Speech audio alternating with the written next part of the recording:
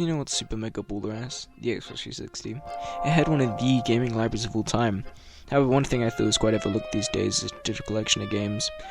The Xbox 360 is live arcade to be exact, but also the Xbox indie games, but not to the same extent. I just want an excuse to talk about Castle Miners U. I thought these games are the most fun part of the 360. As a small lad, I just enjoyed downloading demos, whatever caught my eye, and then trying to convince my parents that yes, it's a great idea if you buy me Castle Miners U, because it's really cool. I mean, isn't it? I mean, look at that right there, you can't tell me that's not peak gaming. This 360's digital marketplace is where the greatest games are placed, such as that. So today I wish to take you for a journey on the Xbox 360's live arcade.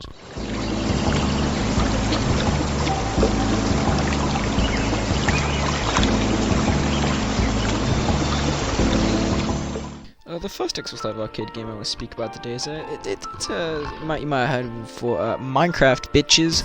I'm not going to waste your time blabbering about fucking Minecraft because I'm pretty sure you're one of the 3 million people that have played Minecraft before. But I am going to tell you why it was important. Before Minecraft on consoles, I mean, there were ways to play it, thanks to the Xbox Live Indie Store, of course. Are they good ways to play it? Minecraft was a PC game up until that point, and when it released on Xbox 360, it sold pretty well. Was the 360 version of Minecraft good? I mean, you had online play, you had skin packs, tutorial worlds, mashup packs, you could play Halo and Minecraft. Realistically looking at it, we were scammed. You can do all that for free on PC. Fuck you, Microsoft. Very kind of you making us pay for all of that. But to say Minecraft was huge is a bit of an understatement. I think, you know, part of Minecraft being on the 360 is what kind of launched it into the mainstream. I mean, I hadn't heard of Minecraft before it came out on the 360, and to be honest with you, it was a pretty big deal. I think without Minecraft on 360, I mean, we would have got all these really cool things like Minecraft Story Mode, Minecraft song parodies,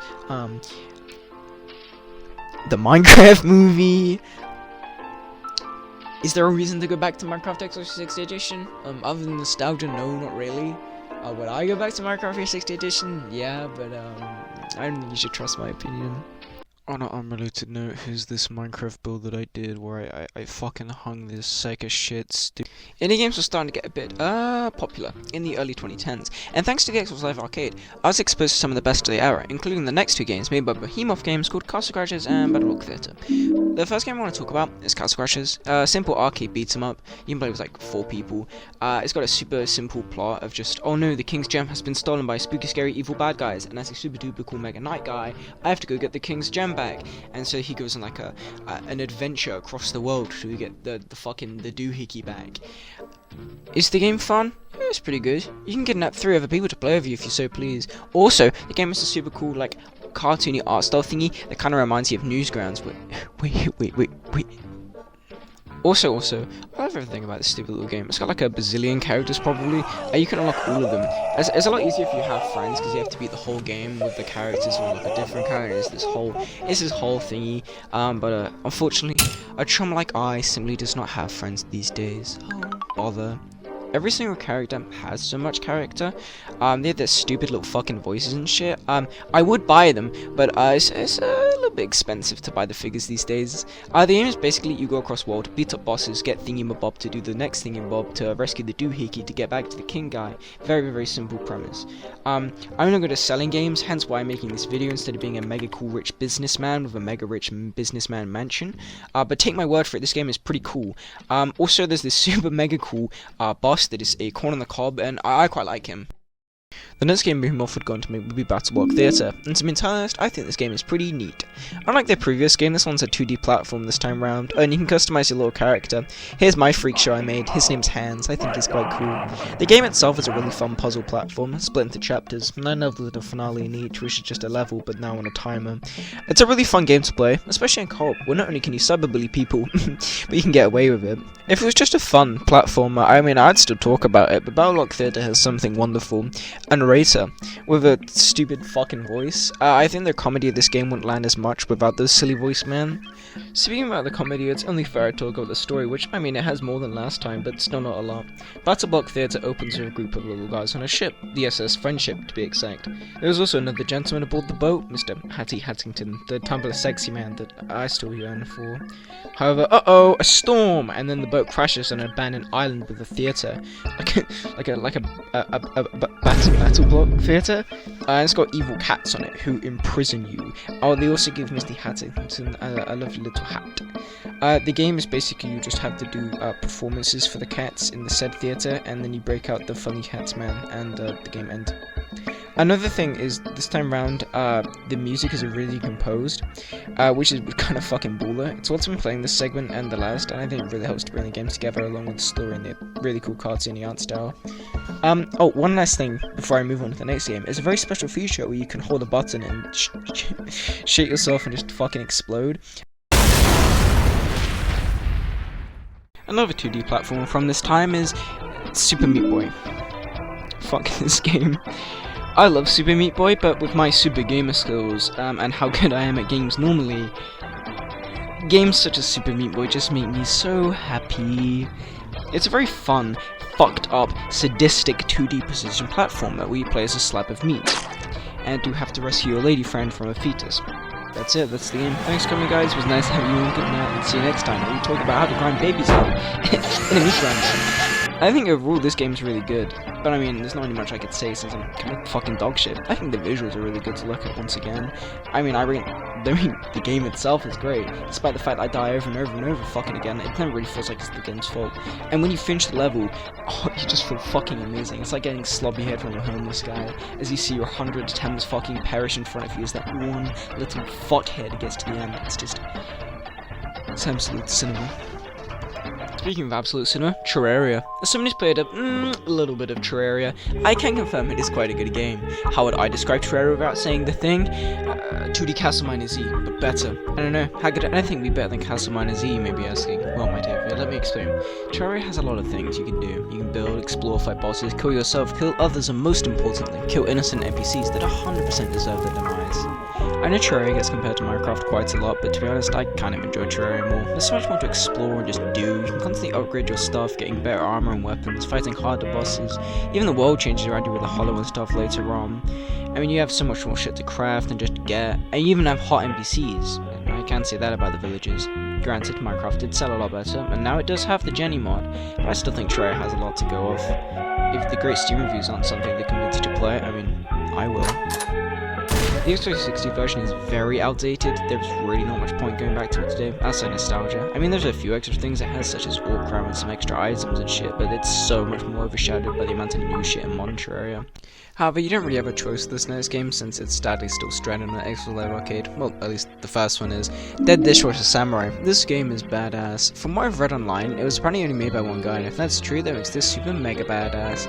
I am in love with this silly little game. The first thing I want to talk about is the art style. I genuinely love it. It's so adorably edgy and over the top, just the amount of blood. I love the way the little characters look and how stupid they are. The amount of fucking just over the top action and baller ass music and flashy combos combined with just the amount of blood and violence on screen at once just makes this such an amazing little game. On top of that, they even included co-op to make the game even more fun than it already was, and I must have not been the only one since they made a sequel called Vampire Smile that is on Steam if you want to play it. My only problem with this game is that sometimes it does get a bit bullshit and unfair, but I mean, other than that, it's not really much I have to complain about. It's just a silly little game, and I would highly recommend it. Well, I would if you could still buy it. I mean, it's not, available anymore, which really sucks, because it's a really fucking great game. However, they did create a game somehow even more baller, Charlie Murder, and holy fucking shit. Now, to be fair to this game, I have not fully played for it yet, and because of that, I don't really have much to say right now, but for when I have played, it is probably one of my favorite beats-em-ups, up there with Castle Crashers, and it's just an amazing little game, and it's on Steam if you want to check it out. Speaking of arcade beat-em-ups I enjoy, Scott Pilgrim vs. the World, another game you can no longer buy, up until recently when it was re-released on modern consoles. Scott Pilgrim is a graphic novel series created by Brian Lee O'Malley, eventually turned into a game to coincide with a movie from the time, and a damn good game at that. The first thing I want to talk about is the soundtrack composed by Anna Managuchi, and holy shit, is it a good soundtrack. Not only does it suit the game that it's made for, but it's also quite a fun soundtrack to listen to outside the game, and if you haven't heard it already, it's widely available on sites like Spotify and YouTube, so there's no shortage of ways to hear it. However, not only does Scott Pilgrim have an insane soundtrack, but it also has a very fun gameplay to go along with that. As is the normal of arcade beat-em-ups, you and 3 other people can play through the game together, with a level and a boss normally at the end. Despite the game's pixel art graphics, Scott Pilgrim has so much character within every single scene. Within the backgrounds, the characters, even the enemies, they're also expressive and vibrant and nice to look at. I really enjoy the art direction of this game. Personally, I wouldn't put it up though with Castle Crashers or Charlie Murders. I prefer their art directions way more, I just feel they have a lot more charm to them. Overall, I think it's a great game. I don't really have many flaws with it, other than the final boss, which can go eat shit and die. I really fucking hate that. I think it's great. I think it's as good as arcade beat-em-ups will get on the 360, and I would highly recommend it to anyone. Well, not on Steam, I mean, it sucks on Steam. It's got everyone's favorite launcher Uplay and no achievement support, so it's like a massive downgrade. But on everything else, PS4 and Xbox, it's a great game. I've barely even scratched the surface of the Xbox Live Arcade in this video. I mean, there are so many more games I could talk about. There's so much more dog shit I could talk about also, but, you know, the Xbox Live Arcade is filled with lots of stuff, from the amount of HD ports and retro revival crap like Frogger, to even the Xbox Live indie games. I mean, there's so many more games I could ramble on about for hours, but if I did, this video would never end, and I kinda want this video done. If it gets enough views, or if I get bored enough, I'll happily make another video, but for now I'll just do a final quick fire round of all Xbox Live Arcade games. I'd love to talk about more, but I don't really have much to say right now, and with that out of the way... Here we go! Monaco, What's Yours Is Mine is a really fucking amazing little stealth game with a bird's eye perspective and an amazing fucking co-op multiplayer that I just love the fucking everlasting shit out of, but I hear nobody talk about it for some fucking reason. Trials HD, a silly motorbike game that I fucking am dog shit at. It's one of those physics motorbike games that was very popular on Newsgrounds and stuff, and here it is on the Xbox Live Arcade. It's must doing really good because they just kept making them. Alan Wake American Nightmare, the closest console quality game on Xbox Live Arcade, is generally really fucking great. It's just more Alan Wake, and if you like Alan Wake, then I can guarantee you'll like this one too. And it has Alan Wake's evil twin brother clone. Fucking, I don't even know, man. It's cool. That's all you really need to know. It's just Alan Wake. If you like Alan Wake, you'll like American Nightmare.